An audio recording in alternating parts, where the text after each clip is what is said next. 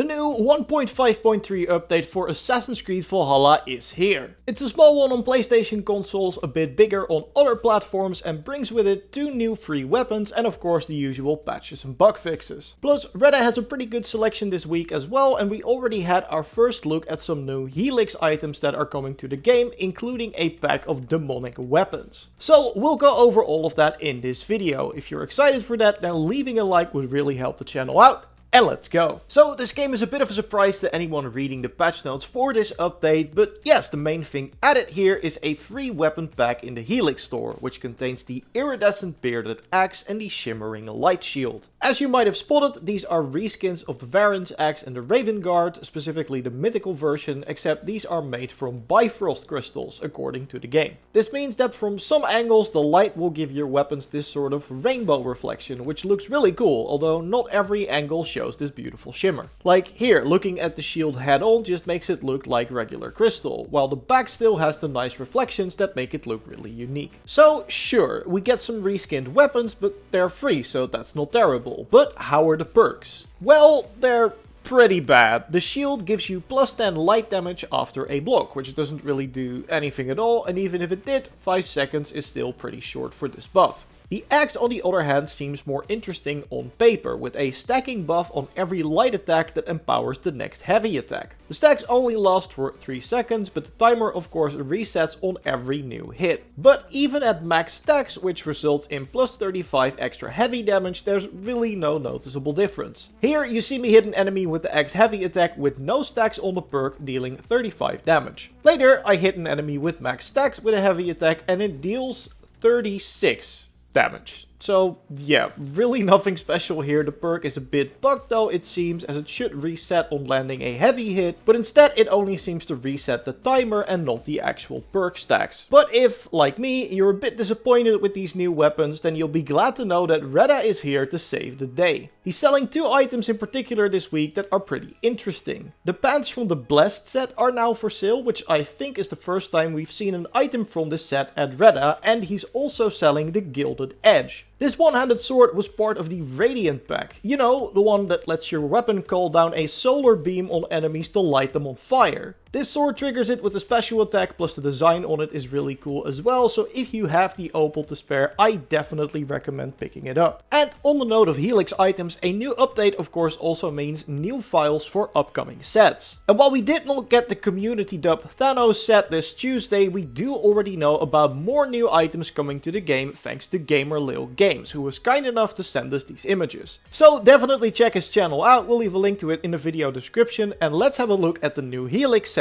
the Blood Elf pack. It's going to be a chroma pack, so we get 2 versions of the armor, the solar and oracle versions, and the highlight here is definitely the blindfold headpiece. It looks decent enough on the solar version, but much cooler is the oracle variant, which gives you these glowing eyes as well. It's really cool and also really unique looking, which is great. We get 2 new weapons as well, the Blood Obscuru Scythe, I really hope I didn't mess up the pronunciation there, and the Alfheimer's Arm Spear, both of which are looking very elegant and shiny. I really dig the look of this set, but I'm not that big a fan of the set of perks, mostly because some of them seem like a bit of a pain to trigger. The scythe actually sounds pretty good, giving you 5 guaranteed crits after killing an enemy that is on fire, which is not that hard to trigger. The spear on the other hand is much less interesting, giving you more crit damage when close to a fire. Of course, crit damage doesn't really do anything, so it's not really worth bothering anyway, but I'm curious how close we need to get to a fire for this to properly work. We also see a similar perk on the armor sets, offering you bonus speed when close to a fire instead.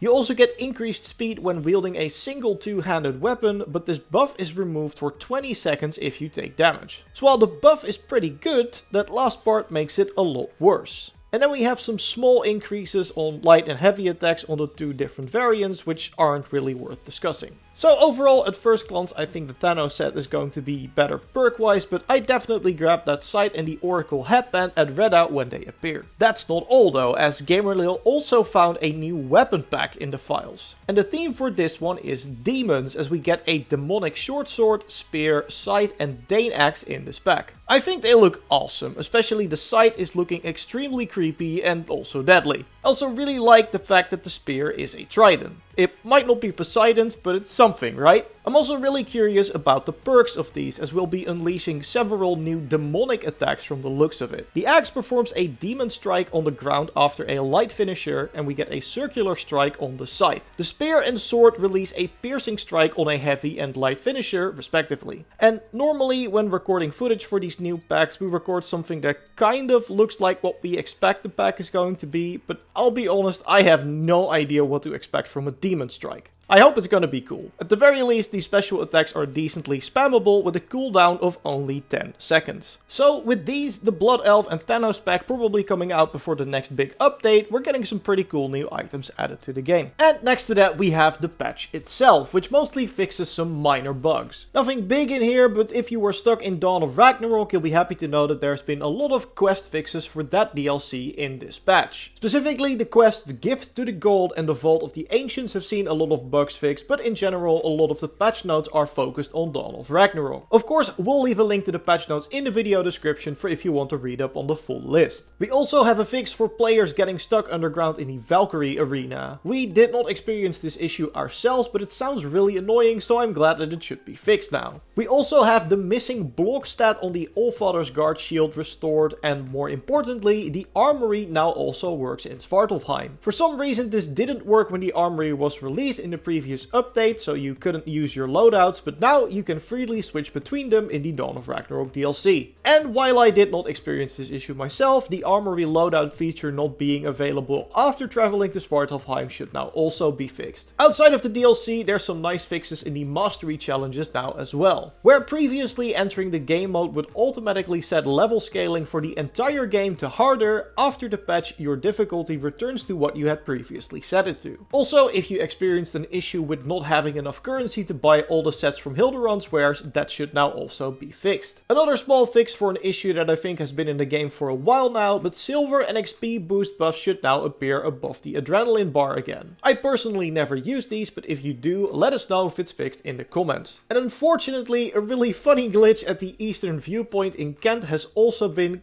kind of fixed, but not really. Before, you would T-pose when dropping down from here, ending in a spectacular ragdoll fall that really made me laugh when I tried it. However, after the update, you kind of disappear for a second and then proceed to do the world's most awkward leap of faith down into the water below. I don't know, I think I like the previous bug better. We also checked up on some secret changes from the previous update, and while some festival weapons still have no name and perk on their item cards, the inventory images for the Niflheim, Hell's Damnation and Draugr sets have been fixed, as they would previously show the whole armor set instead of just the chest piece. Which, by the way, we now know is probably related to the upcoming Forgotten Saga game mode, as a similar armor set image can be spotted in the equipment screen during the trailer. A rather annoying issue regarding the Dawn of Ragnarok hairstyle duplicating itself has unfortunately not been fixed, but we did receive an extra feature for loadouts that didn't work before. The cycle icons feature now works, meaning that instead of a number, you can now give your loadout a specific icon to tell them apart. You can choose an axe, assassin or bow for the 3 different playstyles, and then there's 2 extra icons of which I'm not sure what they're supposed to mean. But yeah, if you've set up your loadouts for specific playstyles, you can now easily label them with a corresponding icon, which is pretty nice. Of course, if you found more secret changes with this update, let us know in the comments below. Remember to leave a like if you liked the video and subscribe so you won't miss the next one. And if you want, you can watch our previous video where Jordan talks about some of the things he learned in his most recent interview with Jose.